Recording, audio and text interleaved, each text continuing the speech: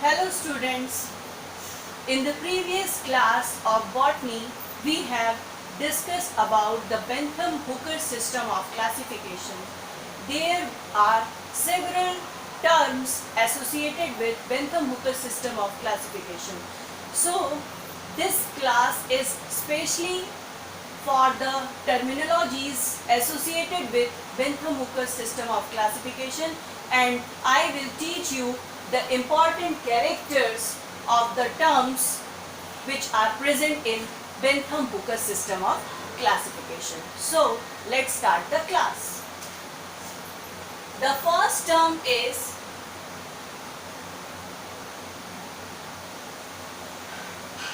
dicotyledons. So the plants which are dicots, they have following important characters, that is presence of reticulate venation, second is presence of two cotyledons, and the third is pentamerous flowers. तो देखिए reticulate venation जो character है वो character होता है leaf का. देखिए reticulate venation कैसा होता है. Suppose this is a leaf,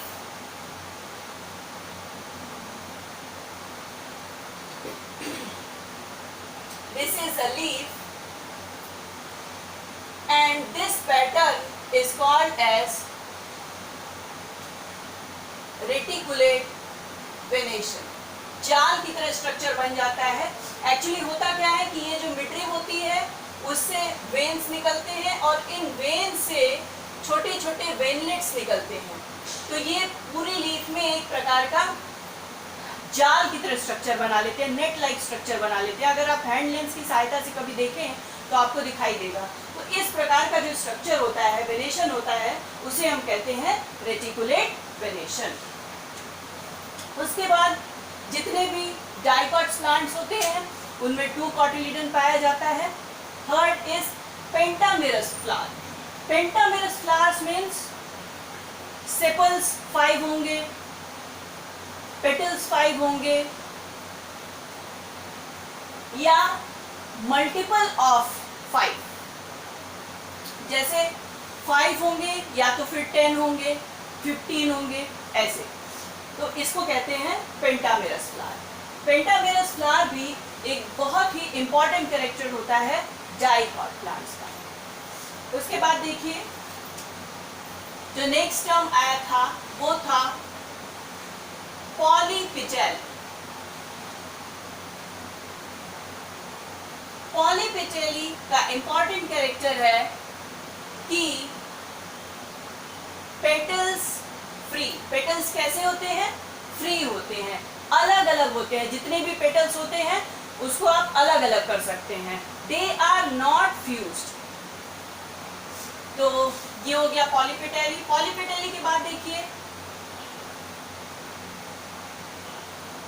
हेल्मीफ्लोरी. हेल्मीफ्लोरी में इंपॉर्टेंट कैरेक्टर देखिए स्टामेन्स, मेनी,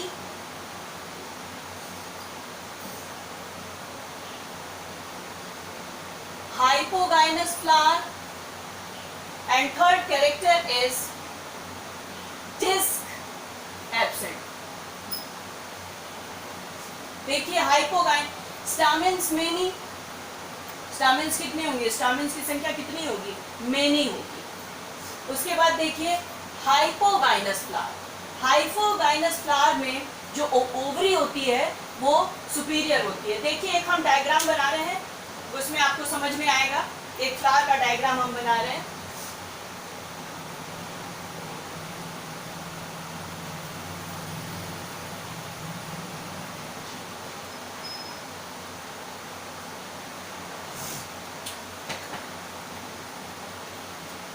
ये देखिए आप लोग भी साथ साथ बनाते चलिए. अब हाइपोगाइनस फ्लावर मीन्स होता है कि गाइनस मीन्स ओवरी और हाइपो मतलब नीचे. ओवरी के नीचे से जब फ्लोरल अपेंडेजेस निकले होते हैं, तो ऐसे फ्लावर को हम क्या कहते हैं, हाइपोगाइनस कहते हैं। तो देखिए यहाँ पर स्टैमेन कहाँ से निकलेगा, यहाँ से निकलेगा।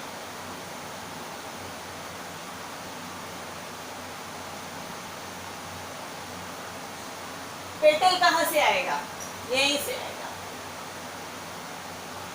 सेपल भी यहीं से आएगा। जितने भी फ्लोरल अपेंडेजेस होंगे वो सब ओवरी के नीचे से आएंगे।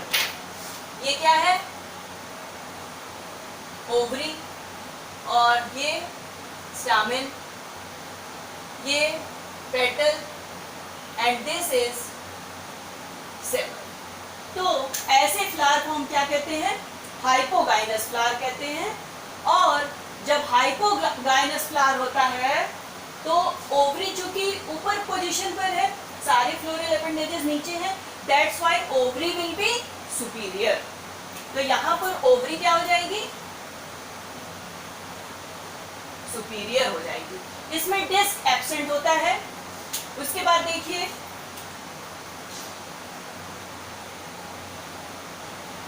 डिस्की फ्लोरी।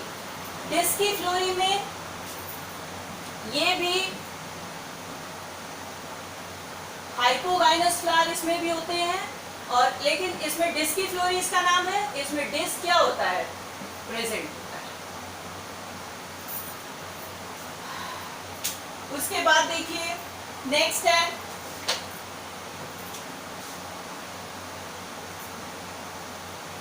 कैल्सीफ्लोरी। कैल्सीफ्लोरी का इंपॉर्टेंट कैरेक्टर है पेरीगाइनस और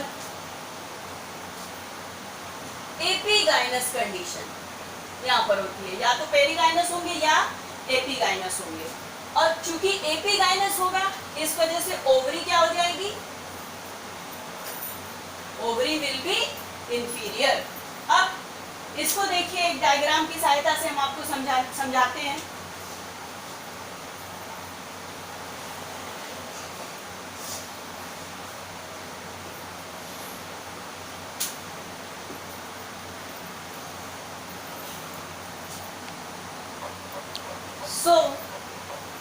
देखिए इंफीरियर ओवरी थोड़ा सा आप लोग समझ लीजिए।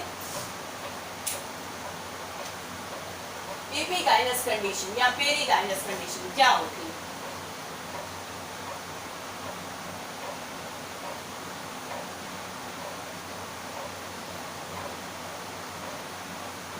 ये देखिए गाइनोशियम है, ये क्या है, ओवरी।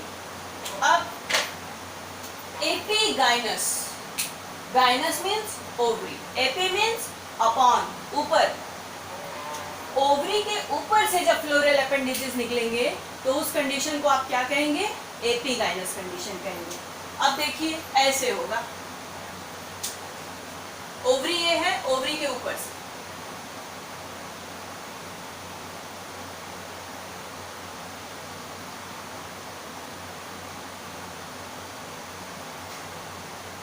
ये देखिए कुछ इस तरह का स्ट्रक्चर आएगा। अब ये देखिए स्टैमेन है, ये क्या है, पेटल्स हैं, और ये क्या है, सेपल्स हैं। जितने भी फ्लोरल अपेंडेजेस हैं वो ओवरी के ऊपर से निकले हैं। तो इस कंडीशन में जो ओवरी होगी वो क्या हो जाएगी, इंफीरियर हो जाएगी। उसके बाद देखिए नेक्स्ट है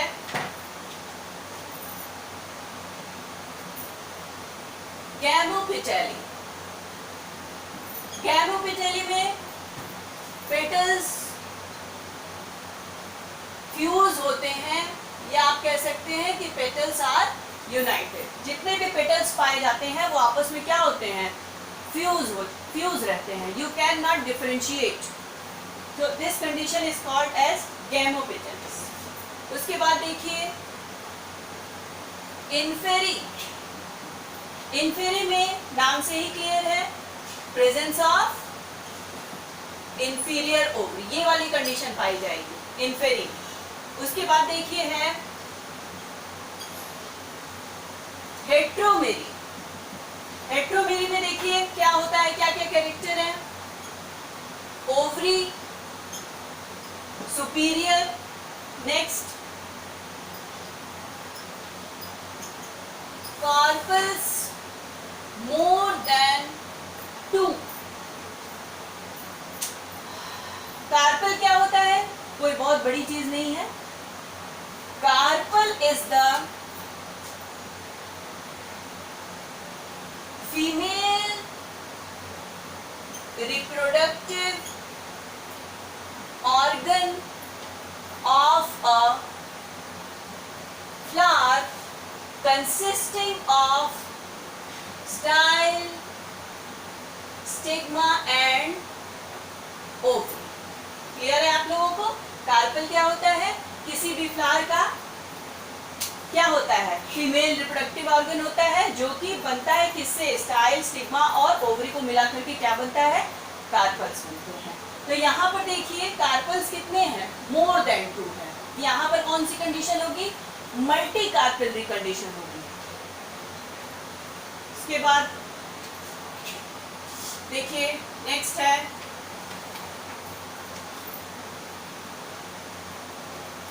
बाइकार्पेलेट। बाइकार्पेलेटी नाम से ही एकदम क्लियर है। देखिए यहाँ पर ओवरी क्या है? सुपीरियर है और कार्पल्स कितने होंगे? 2 होंगे। कार्पल्स की संख्या कितने होंगी? 2 होगी। उसके बाद देखिए नेक्स्ट है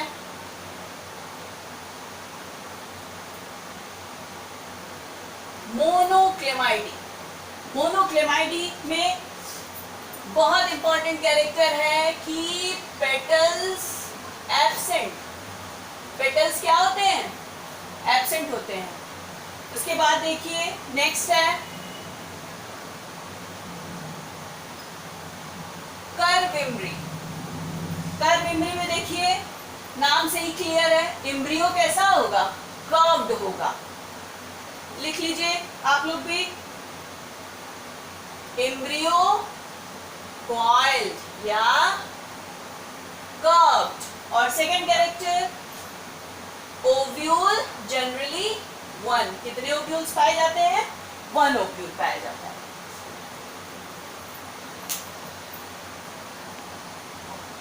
उसके बाद देखिए नेक्स्ट है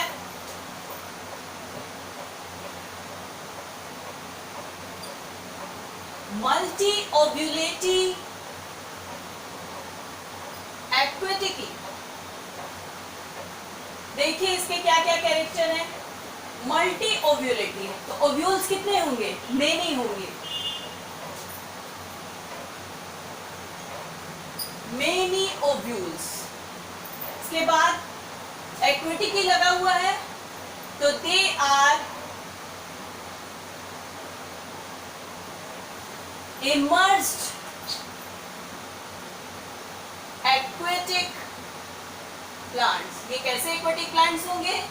इमर्स्ड होंगे। उसके बाद नेक्स्ट है मल्टी ओव्यूलेटी टेरेस्ट्रिस। मल्टी ओव्यूलेटी टेरेस्ट्रिस में देखिए इसमें भी ओव्यूल्स कितने होंगे? Ovules many. लेकिन क्या ये एक्वेटिक प्लांट्स होंगे? नहीं।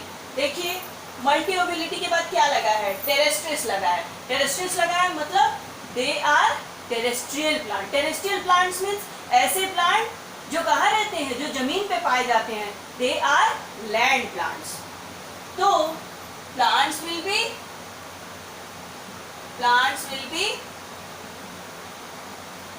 terrestrial होंगे। उसके बाद देखिए नेक्स्ट है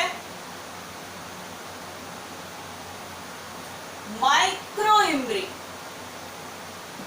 माइक्रोएम्ब्री देखिए एम्ब्री के आगे से पहले क्या लगा हुआ है? माइक्रो लगा हुआ है। तो यहाँ पर एम्ब्रियो क्या होगा? वेरी माइन्यूट, बहुत छोटा होगा।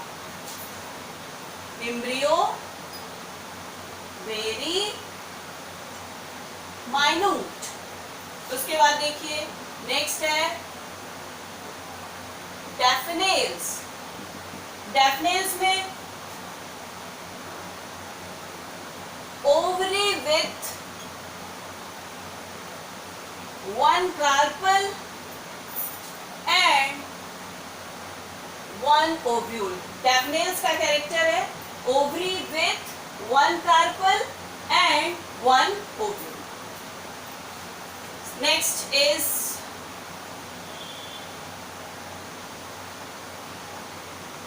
Chlamydospores. Chlamydospore, Chlamydospori, Chlamydospores नहीं, Chlamydospori. इसमें देखिए इंपॉर्टेंट कैरेक्टर है inferior ovary with 1 locule और ओव्यूल्स पाए जाएंगे 1 2 3 ओव्यूल्स, 1 से 3 ओव्यूल पाए जाएंगे और लॉक्यूल कितना प्रेजेंट होगा? यूनिलॉक्युलर होंगे, केवल एक लॉक्यूल प्रेजेंट होगा, यूनिलॉक्युलर. Next is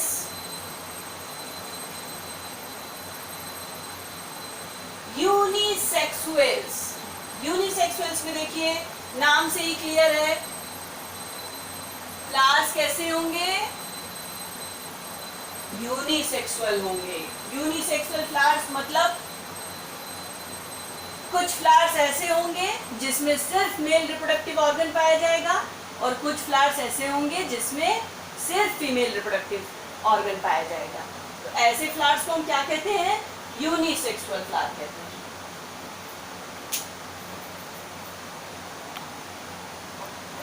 Now the next one is monocotyledons. Monocotyledons का important character देखिए, they have parallel venation in leaf. The second character is presence of 1 cotyledon and the flowers are ट्राइमेरस. Parallel venation present होता है leaf में. देखिए यहाँ पर एक diagram बना रहे हैं, लीफ में पैरेलल वेनेशन पाया जाता है. ये देखिए ऐसे जितने भी वेन्स होंगे वो एक दूसरे के क्या होंगे? पैरेलल होंगे. That's why this type of venation is called as parallel venation. जैसे गेहूं, चावल, जौ, मक्का, इन सब में आपको क्या दिखाई देगा? Parallel venation. उसके बाद देखिए इसमें इसका एक और इम्पोर्टेंट कैरेक्टर होता है कि इसमें आपको प्रोमिनेंट मिडरिब नहीं दिखती है, सारे वेन्स एक जैसे होते हैं, जबकि रेटिकुलेट वेनेशन में ऐसा नहीं होता है. रेटिकुलेट वेनेशन में आपको प्रोमिनेंट मिडरिब दिखाई देगी. तो कॉटिलेडन कितने प्रेजेंट होते हैं? 1 में, जबकि डाइकॉट में कितने प्रेजेंट है? 2. उसके बाद देखिए ट्राइमेरस flowers. ट्राइमेरस flowers means the number of petals sepal is 3 और मल्टीपल ऑफ 3, मतलब 3 सेपल हो सकते हैं या फिर 3 का मल्टीपल क्या हुआ? 6 हो सकते हैं, 9 हो सकते हैं. तो इस तरह से इनको क्या कहते हैं? ट्राइमेरस फ्लावर्स कहते हैं. ये ट्राइमेरस फ्लावर्स भी बहुत इंपॉर्टेंट कैरेक्टर है. देखिए इन सब कैरेक्टर्स को बहुत ज़्यादा ध्यान में रखने की ज़रूरत है. ये ऐसे कैरेक्टर हैं जो हम देखते ही बता देते हैं कि प्लांट इज डाइकॉट और मोनोकॉट. तो ऐसे में जब आप कैरेक्टर सारे अपने माइंड में रखेंगे तो आपको क्लासिफिकेशन जल्दी से याद हो जाएगा. उसके बाद देखिए नेक्स्ट है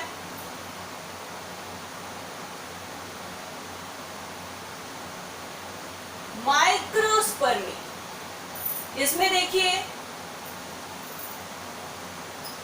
inferior ovary and the second character is presence of minute seeds. seeds कैसे होते हैं? बहुत छोटे छोटे होते हैं, minute. माइक्रोस्पर्मी इसीलिए लिखा हुआ है. देखिए नेक्स्ट कैरेक्टर है एपिगाइनी. एपिगाइनी क्या होते हैं? इनका भी जो ओवरी होता है वो क्या होता है? इंफीरियर होता है, inferior ovary. And the next character is presence of large seeds. Minute seeds पाए जाते हैं माइक्रोस्पर्मी में और लार्ज सीड्स पाए जाते हैं एपिगाइनी में. उसके बाद देखिए कोरोनरी। कोरोनरी में देखिए ओवरी कैसी होती है, सुपीरियर होती है। चलिए यहाँ पे एक क्वेश्चन है आप लोगों को, बताइएगा कि अगर सुपीरियर ओवरी है तो कौन सी कंडीशन होगी यहाँ पे, है हाइपोगाइनस कंडीशन होगी या एपीगाइनस कंडीशन होगी। अगर आपको आंसर पता है तो आप चैट बॉक्स में जरूर लिखिएगा। तो सुपीरियर ओवरी, उसके बाद देखिए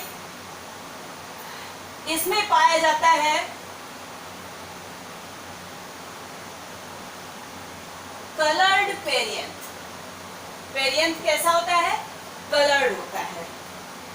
जनरली पेरियंथ जो होता है वो कलर्ड नहीं होता है। ये एक इसका स्पेशल कैरेक्टर है कोरोनरी का कि पेरियंथ इज कलर्ड। पेरियंथ क्या होता है, जब हम सेपल और पेटल में डिफरेंशिएशन न कर पाए तो उस कंडीशन में क्या उसे कहते हैं, पेरियंथ कहते हैं। इसके बाद नेक्स्ट है कैलिसिनी। कैलिसिनी में देखिए इसमें भी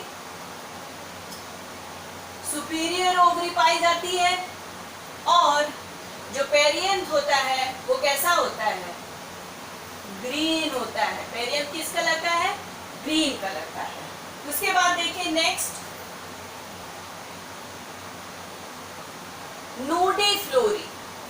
नूडी, नूडी आगे लगा हुआ है तो नूडी फ्लोरी मीन्स होता है कि पेरियंथ एब्सेंट। यहाँ पर पेरियंथ क्या है, एब्सेंट, नहीं पाया जाता है, इसीलिए इसको क्या कहते हैं, नूडी फ्लोरी कहते हैं। पेरियंथ क्या होता है, जब हम सेपल और पेटल में डिफरेंशिएशन नहीं कर पाते हैं, तो जब पेरियंथ ही एब्सेंट हो गया, कैलिक्स करोला वहां पर दिख ही नहीं रहा है, तो जो उसके मेल रिप्रोडक्टिव पार्ट है या फीमेल रिप्रोडक्टिव पार्ट है वो क्या हो गए, एक्सपोज्ड हो गए। That's why it's called as nudi flori. And the ovary is superior. इसके बाद नेक्स्ट एपोकार्पी। यहां पर देखिए कार्पल्स फ्री। कार्पल्स कैसे होते हैं, फ्री होते हैं, फ्यूज नहीं होते हैं। नेक्स्ट है और लास्ट है ग्लूमेसी। ग्लूमेसी का कैरेक्टर देखिए, यहां पर पेरियंथ प्रेजेंट तो होता है बट पेरियंथ कैसा होता है, रेड्यूस्ड होता है, रेड्यूस्ड हो जाता है। और उसके बाद वेरी इंपॉर्टेंट कैरेक्टर इसमें पाया जाता है ब्रैक्स। और ब्रैक्स कैसे होते हैं, लार्ज एंड लार्ज या स्केली। ब्रैक्स कैसे होते हैं, लार्ज एंड स्केली। ब्रैक्स क्या होता है, इन्फ्लोरेसेंस या फ्लावर्स के एक्सिस में आपको ये दिखाई देगा ब्रैक्स। जब हम लोग फैमिलीज पढ़ाएंगे तब उस समय आपको ये और अच्छे से हम क्लियर कर देंगे। फिलहाल इतना ही जानिए कि फ्लावर या इन्फ्लोरेसेंस के एक्सिस में पाया जाता है ये क्या, ब्रैक्ट। कभी कभी ब्रैक्ट बहुत ज़्यादा कलर्ड भी होता है।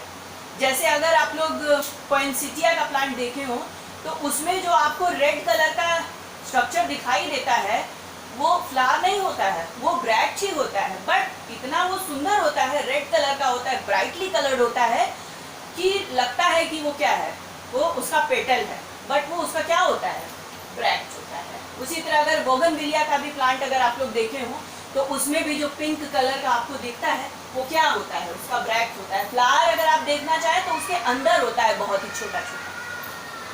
तो ये थे कुछ टर्म्स जो कि एसोसिएटेड थे Bentham Hooker system of classification से। तो try to memorise all the terms so that you can easily understand the Bentham Hooker system of classification, as it is widely accepted classification. That's why you should remember that classification. So please write all the characters, terminologies and try to learn all the terms. So that's all about this class and this topic. In the next video, we will discuss about phylogenetic system of classification. So, if you like this video, then don't forget to subscribe the channel. So, thanks.